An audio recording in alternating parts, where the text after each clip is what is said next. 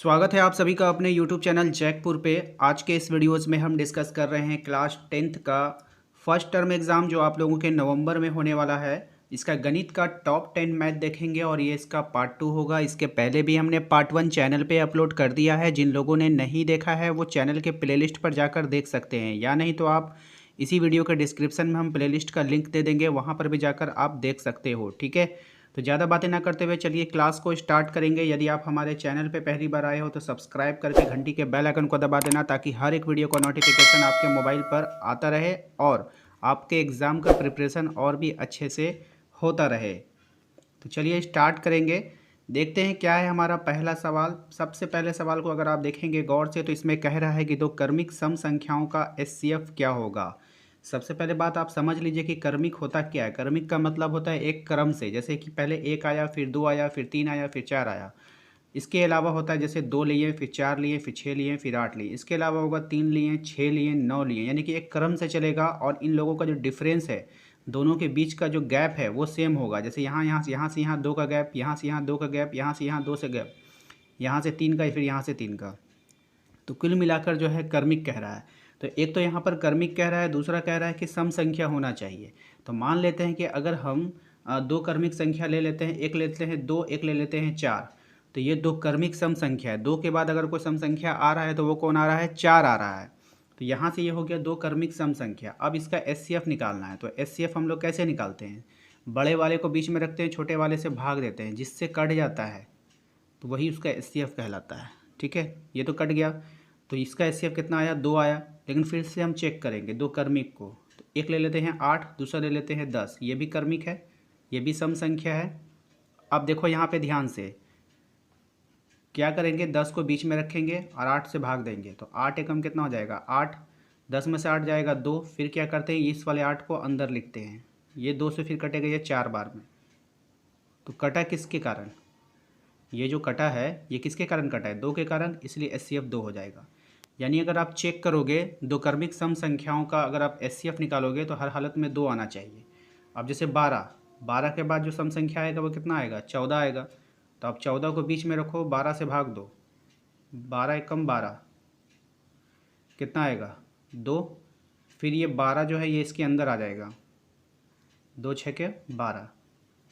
तो आपने देखा कि हर हालत में एचसीएफ कितना आ रहा है? दो से कट जा रहा है, जिससे वो मतलब कि इसमें आंसर जीरो आ जाता है, जिसके कारण वही उसका एचसीएफ कहलाता है। तो यहाँ पे देख रहे हो आप दो के कारण आया, तो फिर भी इसका एचसीएफ कितना हो गया? दो हो गया। तो मैंने आपको सिद्ध करके दिखा दिया है कि दो कर्मिक सम संख्याओं का जो एचसीएफ होता है वो हर हालत में क्या आता है? दो आता है। तो ऑप्शन नंबर बी इसका सही जवाब हो जाएगा।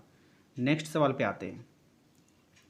अगला सवाल कह रहा है कि दो संख्याओं का मौसौ 25 है, लौसौ 50 है, तो संख्याओं का गुणनफल। देखिए, लौसौ का एक होता है एलसीएम। लौसौ मतलब एलसीएम, मौसौ मतलब एचसीएफ। तो एलसीएम गुना एचसीएफ बराबर होता है फर्स्ट संख्या गुना सेकंड संख्या। ठीक है, एलसीएम गुना एचसीएफ बराबर होता है प्रथम संख्या गुना सेकंड संख्या, यानी दूसरी संख्या। तो आपसे कह रहा था क्वेश्चन में दो संख्याओं का लौसौ और मौसौ आपको दे दिया संख्याओं का गुणनफल, यानी कि इस वाले टर्म को अगर हमको निकालना होगा, पहली संख्या दूसरी संख्या का गुणनफल अगर निकालना होगा तो हमको एलसीएम और एचसीएफ को क्या करना होगा? गुना करना होगा फॉर्मूला के अनुसार। तो एलसीएम कितना है आपका? 25 है। एचसीएफ कितना है आपका? 50 है। तो 25 पंचे कितना होता है? गुना करने का तरीका भी सीख लो। ठीक है, 25 पंचे कितना होता है? 125। ठीक है, और एक जीरो यहाँ पर एक्स्ट्रा है तो यहाँ पे लगा दो। टोटल कितना हो गया? 1250। तो जहाँ पे 1250 होगा वही आपका आंसर हो जाएगा। ऑप्शन नंबर बी इसमें इसका सही जवाब आपका हो जाएगा। ठीक है, देखिए अगर आप लोगों को यदि अच्छा लग रहा है, क्लास करने में पसंद आ रहा है, तो प्लीज़ वीडियो को लाइक कर दें। आप लोग लाइक नहीं करते, वॉच तो कर लेते हो लेकिन लाइक नहीं करते। और हाँ, प्यारा सा कमेंट जरूर किया करो। ठीक है, नेक्स्ट सवाल देखिए क्या है। निम्नलिखित में से कौन अभाज्य संख्या है? देखिए, निम्नलिखित में से अभाज्य संख्याओं का मतलब होता है कि वैसी संख्या जो सबसे पहले बात है एक से वो कट सकता है, और दूसरा वो खुद से कटेगा। किससे? खुद से। या तो वो एक से कटेगा या तो वो खुद से कटेगा। तीसरा कोई नंबर उसको नहीं काट सकता है। ठीक है, चलो देखो यहाँ पे ध्यान से। अगर हम 8 की बात करें, 8 को चेक करें तो 8 को 1 भी काटेगा, 8 भी काटेगा, 2 भी काटेगा, 4 भी काटेगा। ये तो बहुत ज़्यादा कट रहा है, इसलिए ये नहीं होगा। 9 की बात करें, 9 को 1 काटेगा, 9 काटेगा, 3 भी काटेगा, ये भी नहीं होगा। ठीक है, 11 की अगर हम बात करें, 11 को केवल 1 काटेगा, फिर 11 काटेगा, फिर ऐसी कोई संख्या नहीं है जो इसको काट सके, इसीलिए ऑप्शन नंबर सी हो जाएगा। ठीक है, 15 को आप चेक कर लेना, 15 को 1 भी काटेगा, 3 भी काटेगा, 5 भी काटेगा, 15 भी काटेगा, इसीलिए 15 आंसर नहीं होगा। केवल 1 से कटना चाहिए, ठीक है, और खुद से कटे वो, ठीक है, यानी वही नंबर उसको काटेगा। अब देखो यहाँ पे चौथा नंबर सवाल, दो परिमेय संख्याओं के बीच कितनी परिमेय संख्याएं हो सकती है। तो देखिए, दो परिमेय संख्याओं के बीच जो परिमेय संख्याएं होती है वो अनंत होती है, ठीक है, अनलिमिटेड निकाल सकते हैं हम लोग। नेक्स्ट है, एक घात वाला बहुपद क्या कहलाता है। एक घात वाला, द्विघात बहुपद, त्रिघात बहुपद, रैखिक बहुपद या नॉट।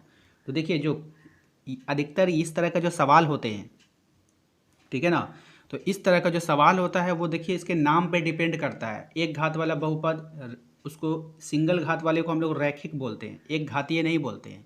आप सोचते होंगे कि इसका नाम कितना अच्छा होता कि अगर एक घातीय रख दिया जाता, तो ऐसा नहीं है ना। अगर ऐसा होता तो सभी फॉर्मूलों का नाम सलमान खान, शाहरुख खान इस तरह से रख दिया जाता, तो ऐसा नहीं होता है, ठीक है।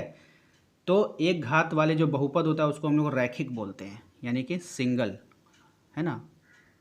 हम बोलेंगे ना, यहाँ से एक लाइन खींच देंगे तो आप क्या करोगे, सर ने एक सिंगल लाइन खींचा, तो वही होता है रैखिक बहुपद, ठीक है।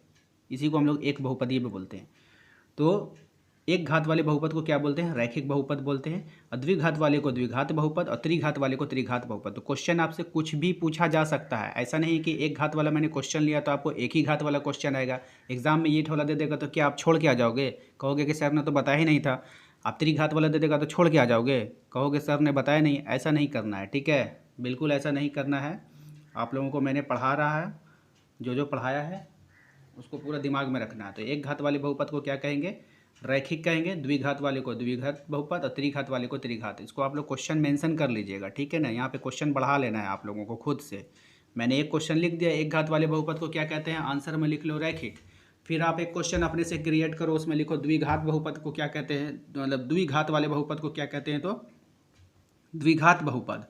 फिर उसके बाद तीसरा क्वेश्चन आप क्रिएट करोगे, यहाँ पे त्रिघात वाले बहुपद को क्या कहते हैं, तो त्रिघात समीकरण या त्रिघात बहुपद, कुछ भी लिख सकते हो, ठीक है। नेक्स्ट देखो क्या है, द्विघातीय बहुपद में शून्यकों की संख्या कितनी होती है। तो द्विघात बहुपद में जो शून्यक निकल कर आता है, ठीक है, तो वो 2 ही निकल कर आएगा। इसको याद करने के बाद सिंपल सा ट्रिक है, द्विघात बहुपद में 2 शून्यक, ठीक है, समझ रहे हो ना। चलो नेक्स्ट सवाल पे चलते हैं। देखिए यहाँ पे सवाल कह रहा है, यदि P x x square minus 3x minus 4 हो तो पी एक्स का एक शून्यक होगा। तो देखो सबसे पहली बात है कि शून्यक तो शून्य तो होगा नहीं, क्योंकि हमें तो ऐसा वैल्यू पुट करना है जिससे पुट करने पर शून्य आ जाए, ठीक है, पुट करने पर क्या आ जाए, शून्य आ जाए, ठीक है। तो 0 तो होगा नहीं। आप 2 पुट करो, यहाँ पे 2 का स्क्वायर कितना हो जाएगा, 4, यहाँ पे 2 रखोगे तो -6, फिर यहाँ -4, तो इसका 0 आएगा, कभी 0 नहीं आएगा। इसको सॉल्व करके देख लेना, माइनस माइनस प्लस, -10 में से 4 जाएगा तो -6 ही आंसर है, मतलब ये कैंसिल हो जाएगा तो -6 ना आंसर आ रहा है, 0 नहीं आ रहा है, तो ये भी नहीं होगा। चलिए ये भी खत्म।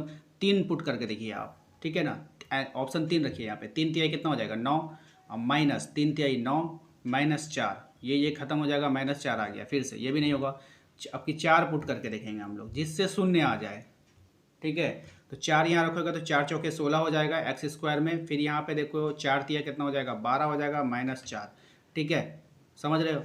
तो यहाँ पे -12 -4 -16 हो जाएगा, -16 में +16, ये सब कैंसिल हो जाएगा, 0 आ गया आंसर। तो किसके कारण 0 आया, 4 के कारण आया, तो ऑप्शन नंबर 4 इसका आंसर हो जाएगा, ठीक है। डी ऑप्शन इसका सही जवाब हो जाएगा। नेक्स्ट सवाल देखिए क्या है, एक रैखिक समीकरण का एक घात होगा, एक रैखिक समीकरण का घात क्या होगा, आपको ये बताना है। पावर, एक रैखिक समीकरण का जो घात होता है वो क्या होगा, ठीक है। तो सिंपल सा, इसमें भी आप लोगों को ज़्यादा दिमाग नहीं लगाना है, नाम पे डिपेंड है, एक रैखिक समीकरण का एक घात, ठीक है, याद कर लीजिएगा अच्छे से। तो उम्मीद करते हैं कि आप लोगों को आज का ये वीडियो पसंद आया होगा। वीडियो पसंद आया तो एक लाइक कर देना, चैनल पे यदि पहली बार आए हो तो सब्सक्राइब करके घंटी का बेल आइकन को दबा देना, ताकि हर एक वीडियो का नोटिफिकेशन आपके मोबाइल पर जाता रहे। वीडियोस को लाइक करना, शेयर करना अपने दोस्तों के साथ, और हाँ, एक प्यारा सा कमेंट करना बिल्कुल भी नहीं भूलना। मिलेंगे अगले वीडियो में, थैंक यू।